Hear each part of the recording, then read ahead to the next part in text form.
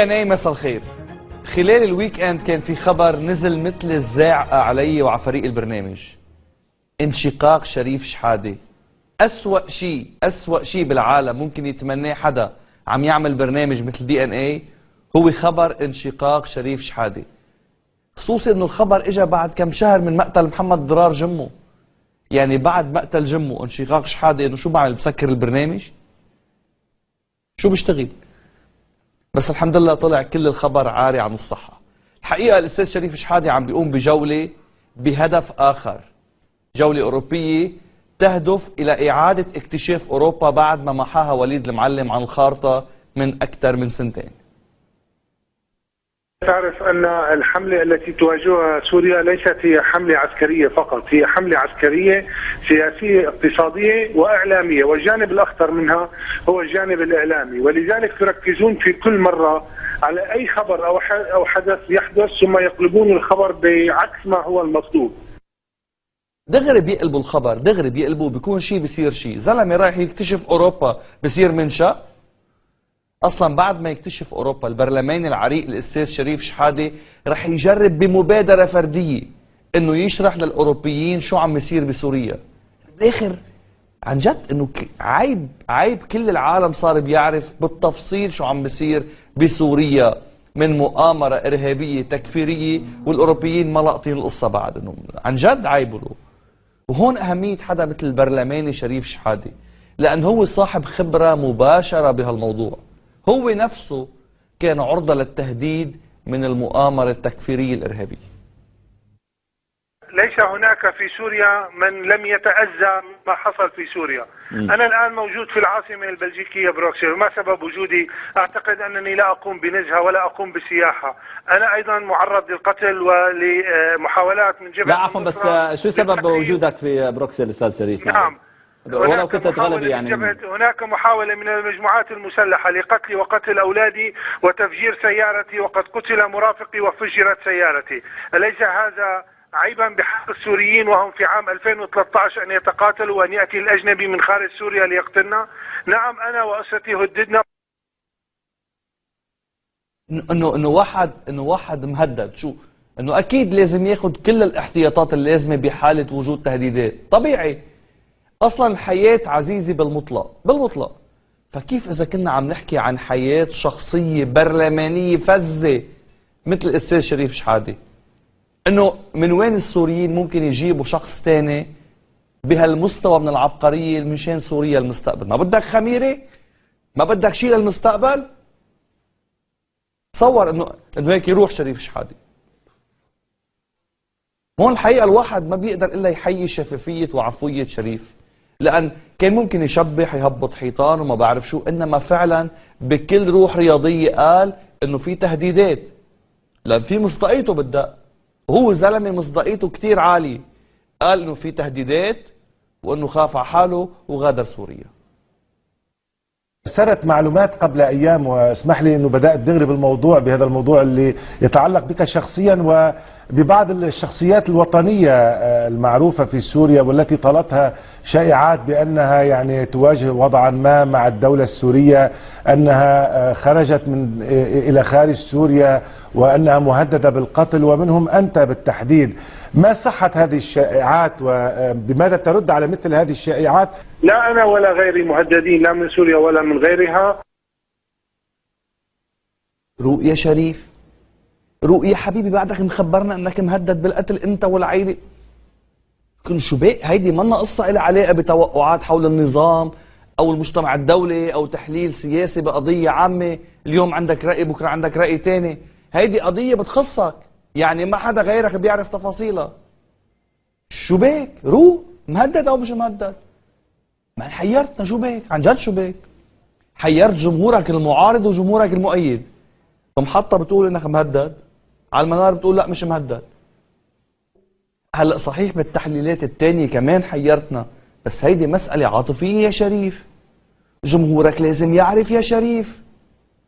شو بيك يا شريف؟ بس عموما، هل رح تطول برا؟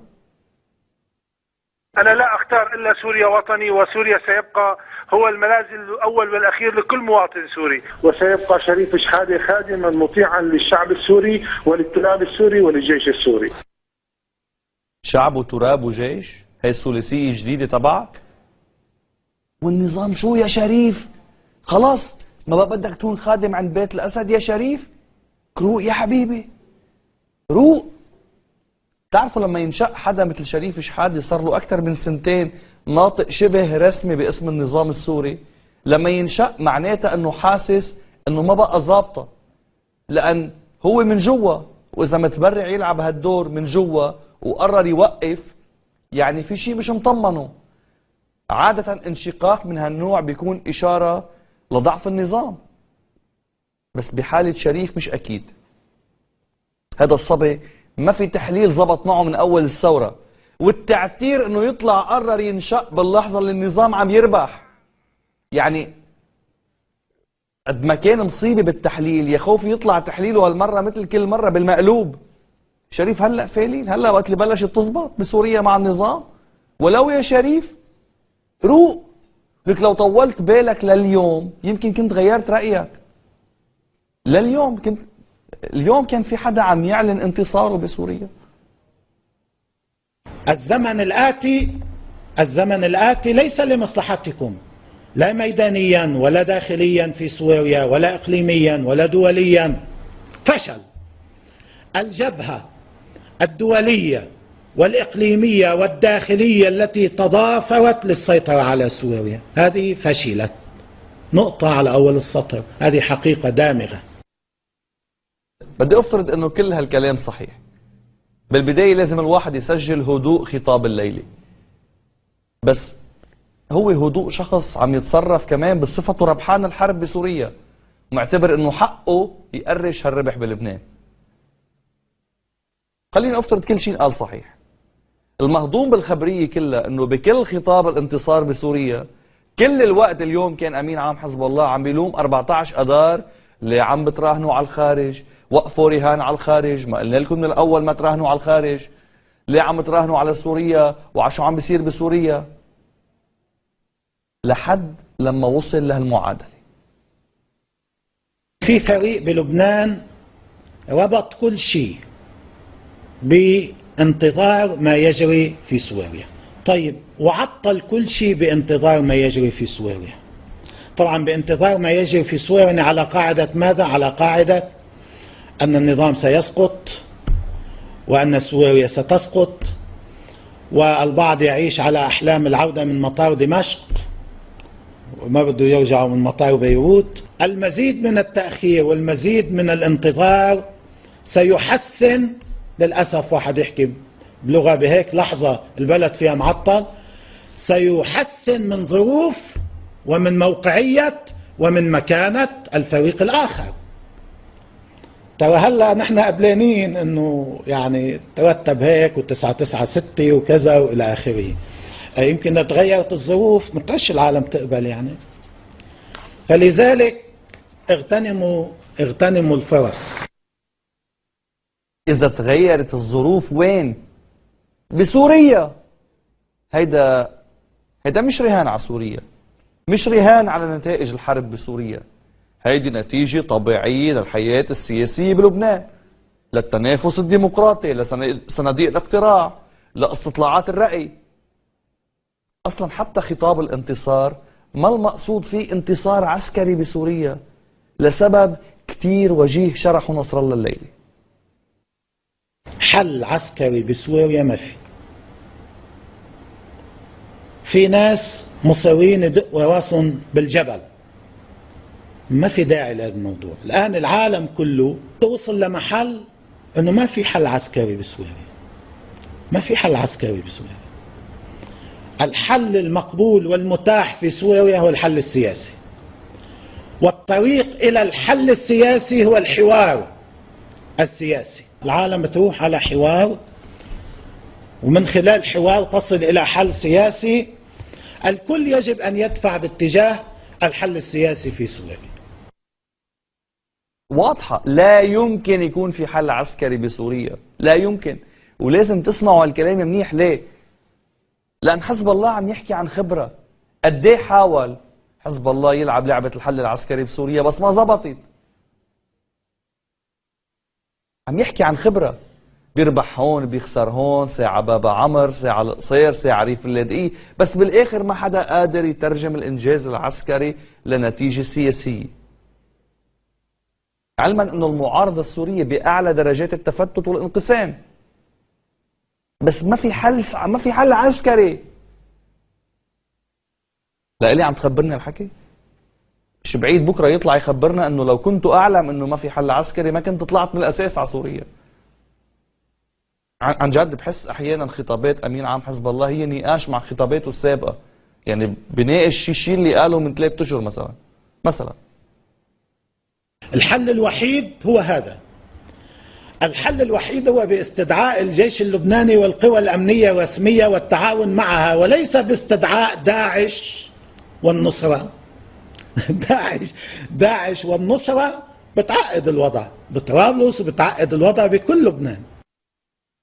طيب منذكر بعض مين دعا النصرة وداعش؟ لما حزب الله بيقول انه اللي بده يدعم النظام يطلع يقاتل بسوريا، واللي بده يدعم المعارضة يطلع يقاتل بسوريا، ما بيكون عم يستدعي النصرة وداعش يردوا عليه هون؟ انه حزب الله بالنتيجة بيقدر يتحكم بقراره هو بالمشاركة بالحرب، بس ما بيقدر يتحكم بتحديد مسرح المعركة. الدليل تفجير الرواس بحسب رواية حزب الله على القليلة. مين بيكون استدعى داعش والنصرة؟ رح أقول مين عم يستدعي داعش والنصرة أكثر من هيك، اللي بده يلغي معادلة الاعتدال السني بالحياة السياسية اللبنانية بانقلاب على حكومة الوحدة الوطنية، واللي بده يمنع الناس من أنه تعبر عن تمثيلها الحقيقي، واللي بده يمنع ممثلين ناس من أنها تكون قادرة تمثل فعلا جمهورها ويضعفها ويهينها ويعتدي عليها، هو اللي بيكون عم يستدعي داعش والنصرة. انه مين بيمثل مثلا هاي المجموعة؟ ربيع الخولي مثلا مين بيمثلها؟ بعدين يفهمنا حزب الله مع مين بده يحكي. لا بده المعتدلين ولا بده داعش ولا بده النصرة. طب بفصل لك سنة وين يعني؟ بنزل على برج حمود وبفصله ما عم بفهم. الحقيقة خطاب اليوم كان غايب عنه البند الرئيسي الخلافي بين اللبنانيين، لذلك بتحس انه في منطق كان اليوم بالخطاب. بس إذا بتنتبهوا انه البند الأساسي مش موجود تفهموا انه ما في منطق بكل الخطاب. البند الأساسي الخلافي غايب، اللي بده يحكي بالدستور وبالدولة وبالمؤسسات وبالجيش بده على القليل يكون سوى مسألة القتال بسوريا، انه مينيموم حد أدنى. تصبحوا على خير.